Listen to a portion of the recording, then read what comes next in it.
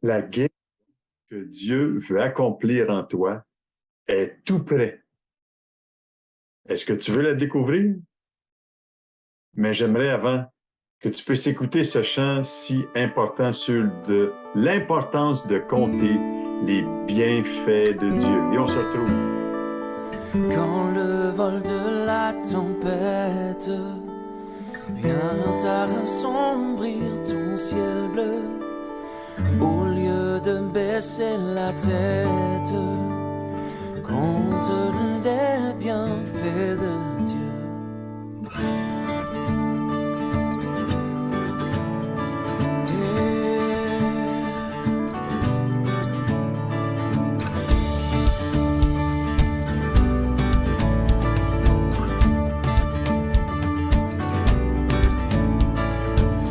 Sur la route glissante, tu chancelles sous ta croix. Pense à cette main puissante qui t'a béni tant de fois. Compte les bienfaits de Dieu, mets-les tous devant tes yeux, et tu verras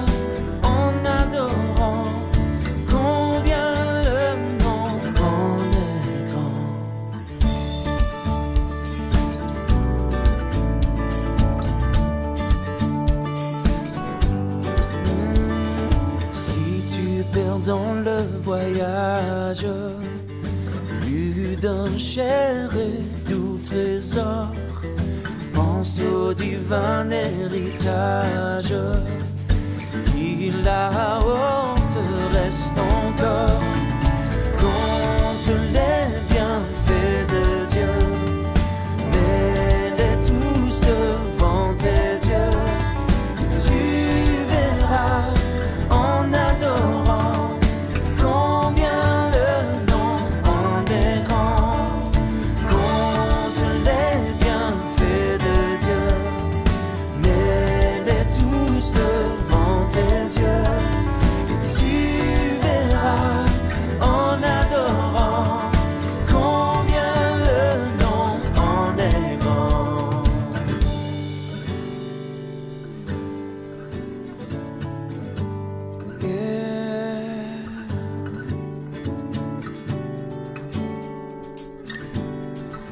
les bienfaits.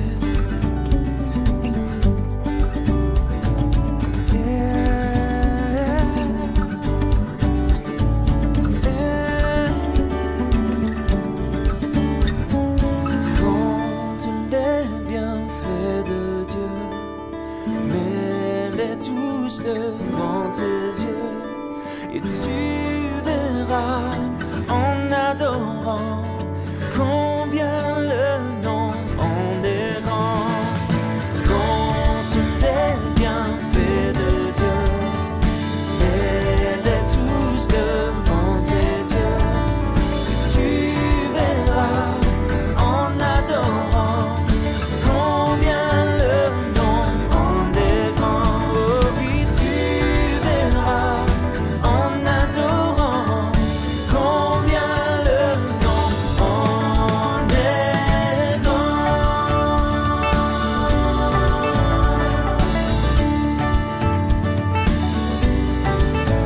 Compte les bienfaits, compte les bienfaits de Dieu. Bonjour et bienvenue à l'émission L'Évangile, notre espoir, où ce que nous nous retrouvons dans une nouvelle saison, un nouveau défi avec cette émission où est-ce qu'on annonce la bonne nouvelle du Seigneur. Je te pose la question, est-ce que tu peux compter les bienfaits de Dieu en une journée pour ta vie? Vous savez, dans les Saintes Écritures, il y a tellement de possibilités de guérison qui nous sont révélées. J'aimerais en faire une série d'études en débutant cette saison ici, où ce que la guérison libère. La guérison de Dieu libère. Et vous savez, dès l'Ancien Testament, Dieu s'était déclaré à Moïse dans Exode chapitre 15, verset 26, où ce qu'il était déclaré qu'il était lui, Yahvé Rapha. Et c'est une déclaration tellement forte de la personne de Dieu qui est l'Éternel qui guérit. Vous savez, le contexte parle de ce texte-là de la guérison physique, mais aussi de la guérison de l'âme, les maux de l'âme, les problèmes de notre âme. Je te pose la question aujourd'hui, mais qu'est-ce que la guérison divine que tu vas te dire? Il y a un pasteur du nom de Hugh Jeter qui a déclaré ceci comme réponse. Il a dit, la guérison divine est le processus par lequel Dieu apporte la vie, la santé et la force aux âmes et aux corps affligés.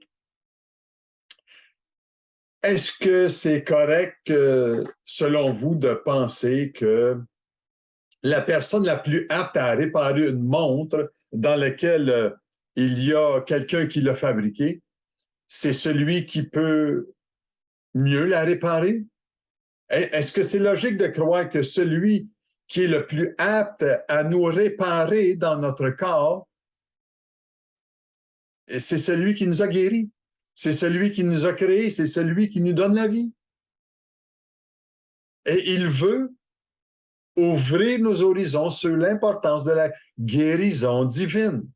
Est-ce que vous avez déjà entendu dire qu'il faut mieux construire une clôture au bord d'un précipice qu'un hôpital en bas de ce précipice? Vous savez, notre génération a investi tant de milliards de dollars en ce qui concerne la santé publique. Et je crois que bon nombre de personnes seraient d'accord qu'il y ait beaucoup plus de provisions pour que la santé publique aille mieux. Mais j'ai des petites nouvelles pour vous. Si les gens, si chaque personne se tournerait vers le Seigneur qui est venu un jour dans ce monde pour répandre sa bénédiction, il y aurait beaucoup moins d'hôpitaux qui seraient dans le problème, dans le creux de ces précipices-là. Moi, aujourd'hui, je vous propose de bâtir une clôture, de construire une clôture où ce que Dieu peut agir avant de tomber trop loin dans ce précipice. Et vous savez, une grande partie de nos maladies sont le résultat de conflits, de soucis et de sentiments intérieurs.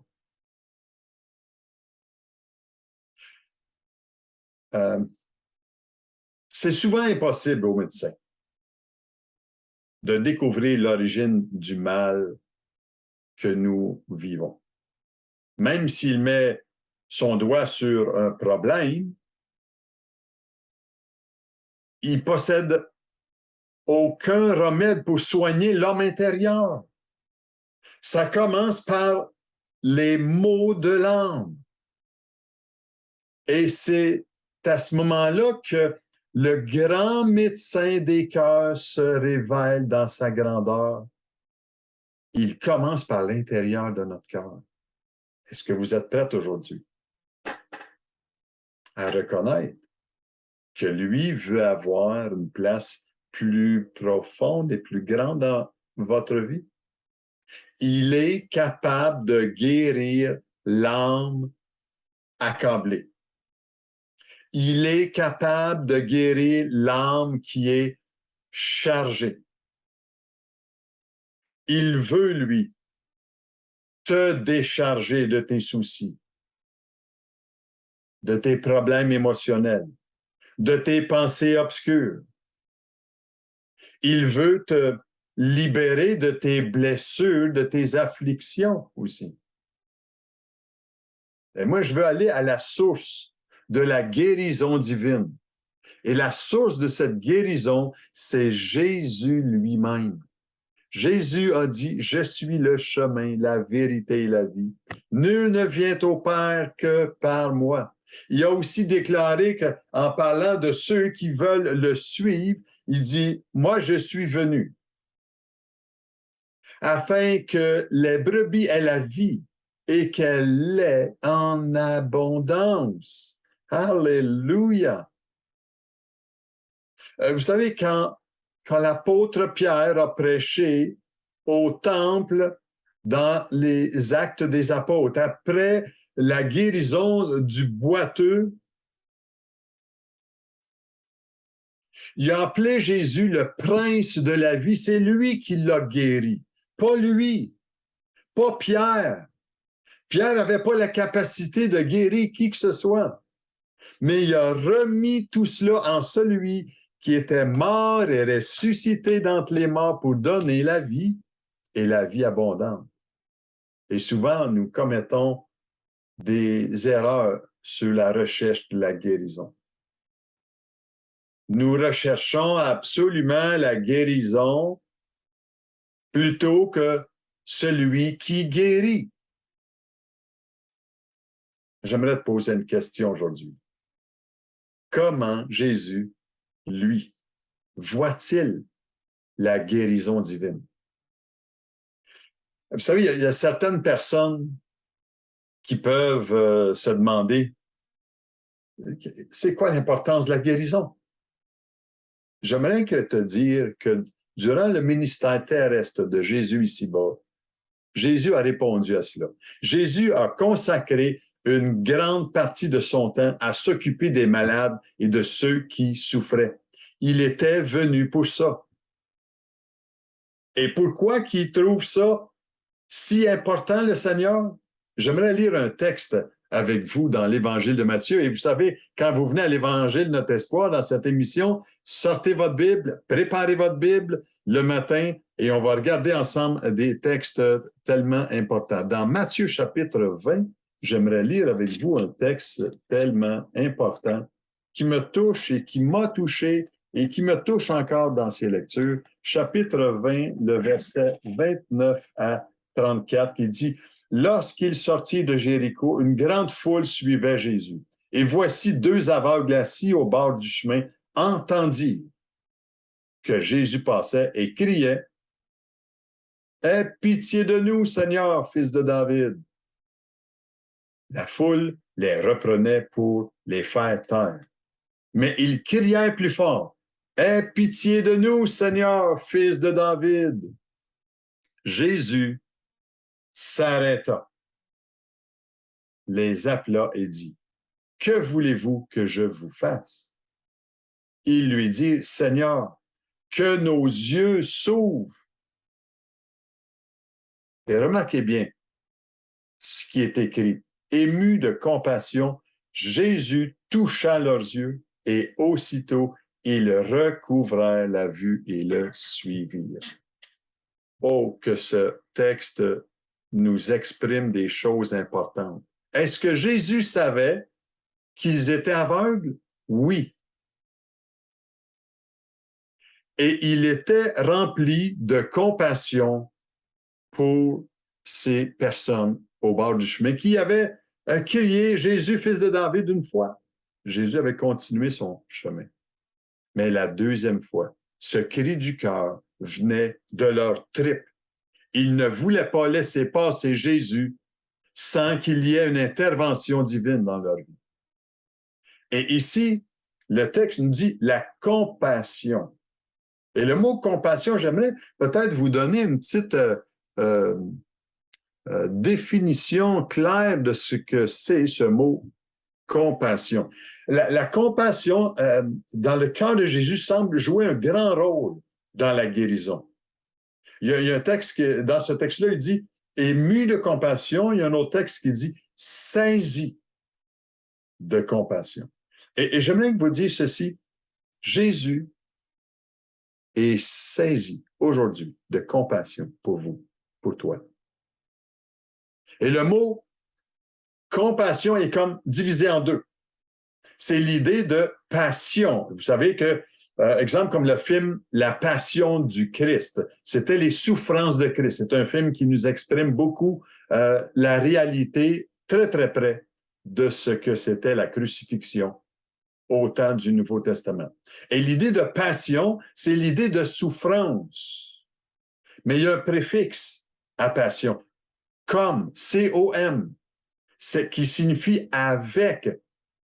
Et le mot compassion veut tout simplement dire souffrir avec.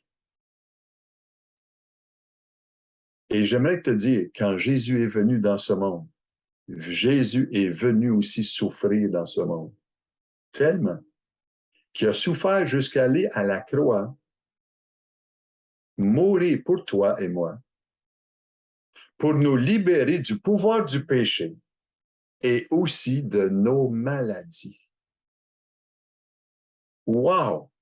Et quand nous prions pour les autres, il est tellement important d'avoir compassion aussi. Et vous savez, si je partage cet évangile sur les ondes de la télévision, c'est qu'il y a quelque part en moi une compassion profonde pour vous, pour toi aujourd'hui. Parce que je sais une chose, c'est que Dieu, lui, te voit. Il sait dans quelles conditions tu es. Vous savez, quand Jésus a croisé le cortège funèbre de Naïm, c'est une femme qui était veuve, qui avait un fils unique. Et c'était beaucoup pour elle au temps du Nouveau Testament. C'était sa seule source possible de pouvoir avoir une certaine prospérité pour subvenir à ses besoins, un fils. Mais il était unique. Et il était décédé. Et la Bible nous déclare que Jésus s'est arrêté. Il eut compassion d'elle. Il s'est approché du cercueil, puis il l'a touché. Il a dit à ce jeune homme, je te le dis, lève-toi. Et Jésus connaissait le chemin de la victoire pour cette femme parce qu'il a été saisi de compassion pour elle. Et de même, j'aimerais te dire, nous savons, je sais sans aucun nombre de doutes que Jésus a compassion dans nos difficultés, pour nos difficultés. Et Jésus a guéri les malades quand il est venu dans ce monde, pas seulement dans le but de montrer qu'il était le Fils de Dieu, mais parce qu'il était saisi de compassion pour les gens qui l'entouraient et il voulait les aider. J'aimerais te dire, Jésus veut t'aider dans ta situation. Et son premier but, c'est d'une compassion divine qu'il y a dans son cœur, parce que je sais que la présence de Dieu veut te poursuivre, toi. Vous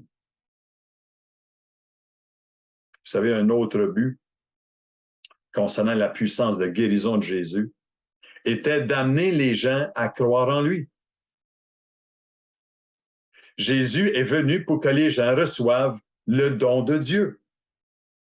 Pas seulement la guérison. Le don de Dieu, c'est qu'ils puissent avoir la vie éternelle, avoir cette assurance de la vie éternelle et de pouvoir comprendre les principes du royaume de Dieu. Il y a un homme qui est venu vers Jésus, il s'appelait Nicodème.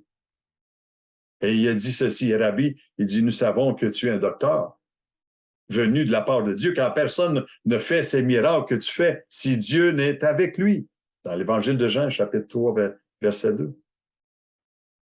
Et vous savez, le résultat le plus important des guérisons accomplies par Jésus était que Dieu était glorifié.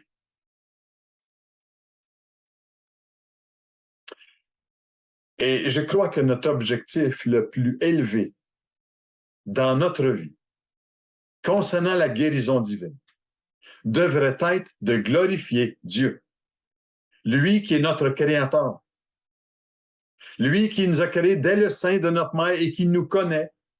Et je crois que c'est tellement primordial de rechercher les choses qui glorifient Dieu avant toute chose. J'aimerais te lire un texte dans l'Évangile de Jean. Et Jésus, vraiment, il veut nous donner un exemple extraordinaire dans l'Évangile de Jean, chapitre 14, et le verset 12 à 14 qui dit ceci. En vérité, je vous le dis, celui qui croit en moi fera aussi les œuvres que je fais, et il en fera de plus grandes parce que je m'en vais au Père. Verset 13. Et tout ce que vous demandez en mon nom, je le ferai, afin que le Père soit glorifié dans le Fils. Si vous demandez quelque chose en mon nom, je le ferai. Moi, j'aimerais vous dire ceci. Être connecté au ciel pour la bénédiction de Dieu, c'est la meilleure des choses. Et nos prières pour la guérison des malades, une fois que notre prière est exaucée, doit apporter la gloire à Dieu. Parce que c'est son plan pour la guérison. Son plan pour la guérison est que les personnes guéries puissent mieux le servir. Ça en a été de la belle-mère de l'apôtre Pierre. Oui, Pierre, l'apôtre Pierre avait une belle-mère, il était marié. Et la belle-mère de Pierre, Pierre l'a présentée à Jésus, puis elle faisait de la fièvre. Et Jésus lui a posé sa main sur elle. Elle fut guérie. Et la Bible dit, elle se mit à les servir. Paul, j'aimerais te dire, je vous reviens après cette courte publicité de témoignages de vies transformées qui ont été touchées par une guérison divine. On se revoit tantôt. J'aimerais vous partager le témoignage de 2 personnes qui ont expérimenté la guérison dans son esprit et dans sa vie. Elle dit ceci, et je vous le lis, je vous le cite. Elle dit, j'étais sérieusement malade, je prenais les médicaments, je priais, mais il n'y avait pas de grand changement jusqu'à ce que je tombe sur ce passage biblique dans Luc chapitre 9, verset 11. Les foules ayant vu le suivirent, Jésus les accueillit et il leur parlait du royaume de Dieu. Il guérit aussi ceux qui avaient besoin d'être guéris. En lisant ce que j'ai à cœur de prier en fonction de cette parole, Seigneur, moi aussi, je veux être guéri. Et c'était le cas. À partir de ce jour-là, j'avais compris que la parole était réellement esprit et vie dans ma vie. Un autre témoignage concernant l'adoption. Comme toute femme, une fois mariée, je souhaitais avoir des enfants. Au bout de 8 ans, rien. Je voulais pas avoir recours à la FIV et nous avons opté pour l'adoption. Après 11 ans de mariage, nous décidons de consacrer 3 jours au jeûne et à la prière. Premier matin, je fais un malaise tel que le médecin m'arrête 3 jours. J'en profite pour lire le livre sur la puissance de la louange. 3e jour, je dis à Dieu, je crois que tu fais quelque chose et je t'en remercie. 2 mois plus tard, le service de l'adoption du département nous propose un bébé. Sa date de naissance correspond au jour où j'ai fait mon malaise. Elle a maintenant 25 ans. C'est une magnifique jeune femme. Je ne cesse de rendre grâce à Dieu pour ce merveilleux cadeau du ciel, Nicole. Quel beau témoignage qu'on peut retenir ici de l'intervention de Dieu dans la guérison divine. Je vous reviens par la suite. Rappelle-toi ceci aujourd'hui. La guérison divine est le processus par lequel Dieu apporte la vie. la santé et la force aux âmes et aux corps affligés. Quel est, selon vous, l'aspect le plus important de la guérison divine? La réponse est simple. C'est la source de la guérison. Jésus déclare à ses brebis, à ceux qui croient en lui, « Je suis venu afin que mes brebis aient la vie et qu'elle l'ait en abondance. » Et dans la mesure où ce que nous demeurons en lui, nous recevons la vie dans l'âme, la vie spirituelle, mais aussi la vie physique. Tout a été fait par la parole. Dieu a créé toute chose. Il t'a créé dès le sein de ta mère. Il te connaissait, il y avait de bons plans pour toi. Et rien de ce qui a été fait n'a été fait sans la parole. Écoutez bien ceci. Le Créateur, celui qui a créé et donné la vie, peut et veut vivre sa propre vie en nous et par nous aussi. Et si Dieu veut manifester sa présence glorieuse, lui qui est la source de la lumière, de la vie, croyez-vous qu'il a la puissance d'apporter la force, la vie et la santé, la vie abondante? Mais il faut le rechercher, lui. Faisons attention de rechercher la guérison plutôt que lui.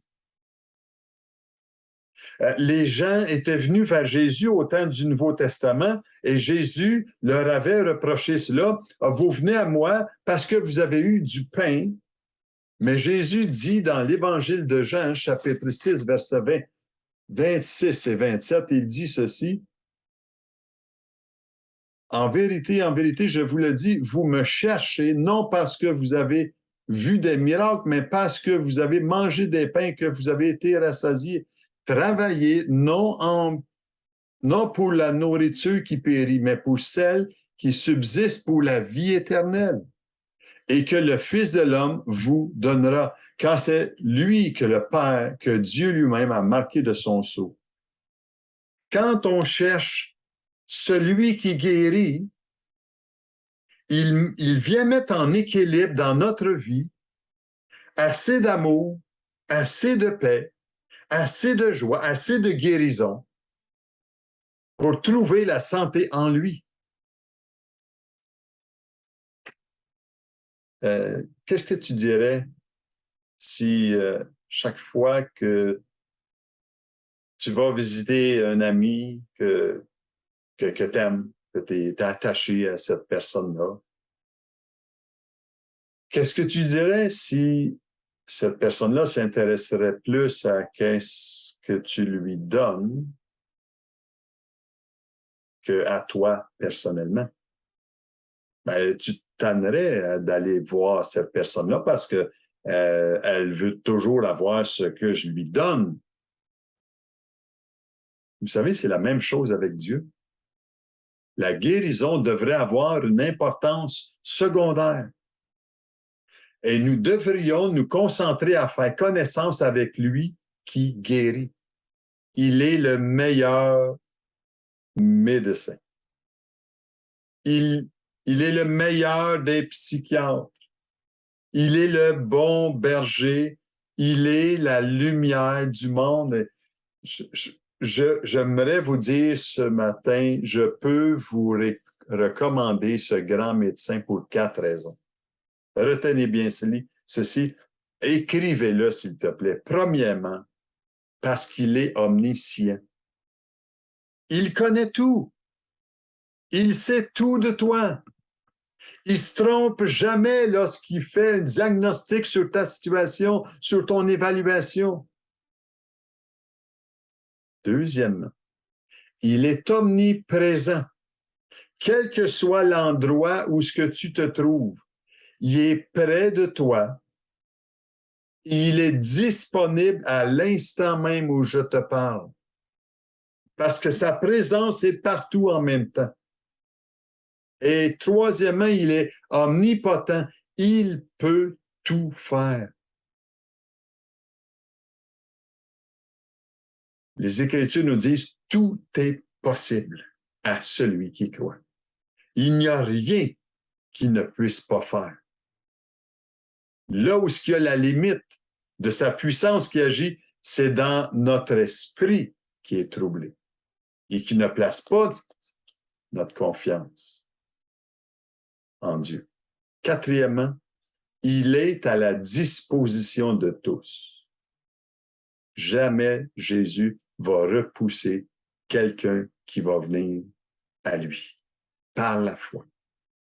Et il nous invite simplement à lui faire confiance. Son amour et sa compassion sont les mêmes. Sont les mêmes qu'autrefois. Sont les mêmes que quand il est venu sur la terre. Et sa puissance n'a jamais diminué et tout en lui est encore possible. Jésus est le même hier, aujourd'hui et pour toujours, il sera le même et tout est possible à celui qui croit. Vous savez, les évangiles nous disent tellement de vérités essentielles sur la guérison. La Bible nous dit dans Matthieu chapitre 8, verset 17, « Il a pris nos infirmités et il s'est chargé de nos maladies. » Wow. Le mot infirmité ici veut dire faiblesse. Il a pris nos faiblesses. Je me pose la question, est-ce qu'il y a des choses qui sont dysfonctionnelles dans notre vie? Je te dirais que oui. Moi, j'en ai des choses qui sont dysfonctionnelles. Et vous savez, il y a une grande controverse qui existe à savoir si la mort de Jésus apporte ou non la guérison.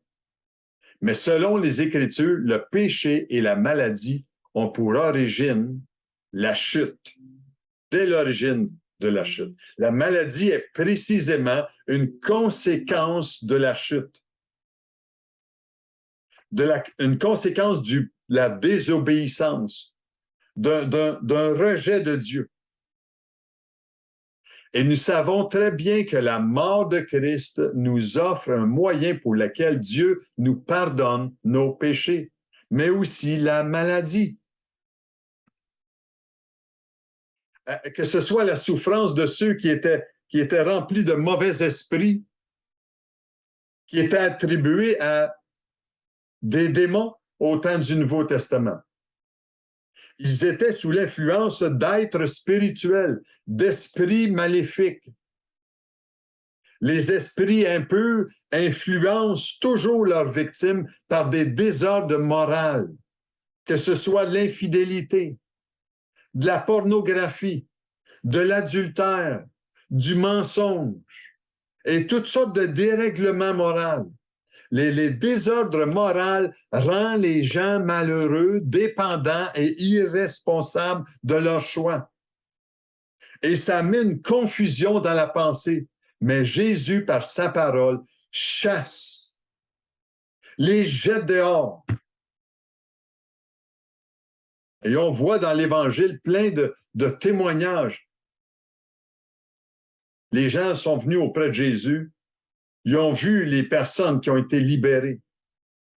Il y avait un de ces personnages qui, lui, nous dit qu'il y avait une légion d'esprits malins qui étaient, ils vivaient dans les tombeaux, là où il y avait des choses morbides.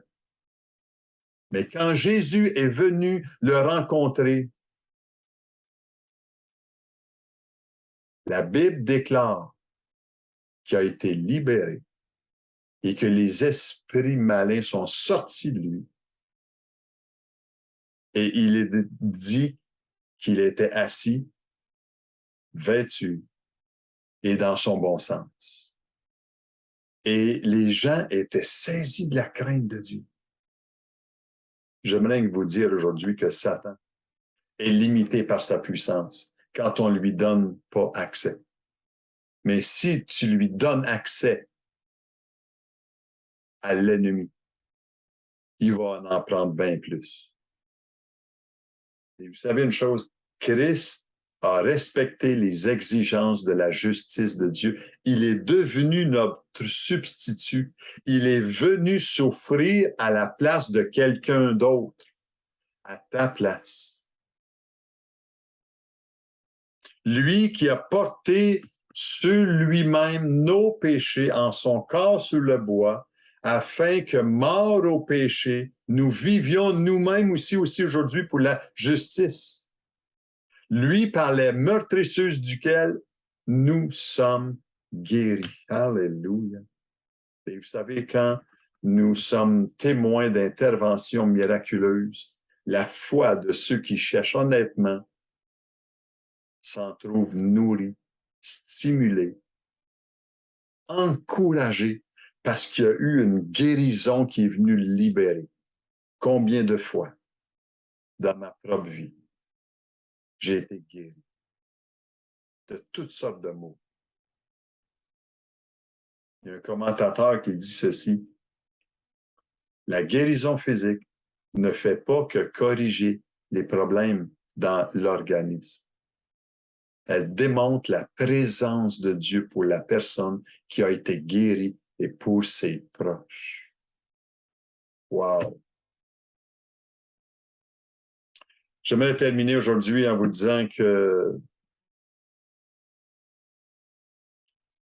tu reconnaisses son intervention dans ta vie ou pas ne change rien. Que c'est Dieu qui agit dans ton corps et aussi dans ton âme. Est-ce que tu reconnais que c'est Dieu le Créateur qui veut te guérir? Il veut te libérer. Mais est-ce que tu vas lui rendre gloire à lui ou à quelqu'un d'autre? J'aimerais prier avec toi aujourd'hui. Seigneur, je te remercie pour chaque personne aujourd'hui qui écoute et qui ont besoin, Seigneur, d'une touche de toi, qui ont besoin d'être guéris, qui ont besoin d'être libérés. Seigneur, je prie que tu viennes poser ta main sur eux, que par ton esprit, tu puisses les convaincre que c'est toi seul qui fais les choses si merveilleuses dans nos vies. Je te prie, Seigneur. Je te remercie, Seigneur. Je te prie d'intervenir dans leur vie aujourd'hui, au nom de Jésus.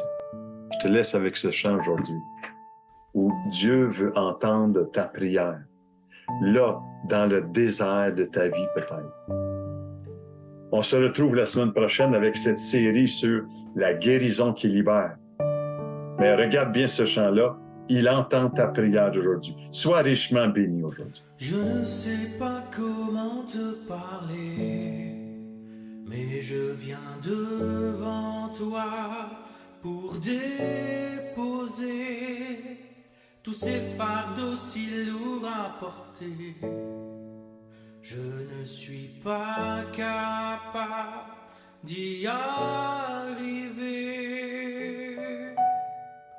Il entend ta prière, là dans le désert, il est à tes côtés, au milieu de la mer, et là même dans le feu, il t'aide à traverser, et même si tu tombais, il vient te relever.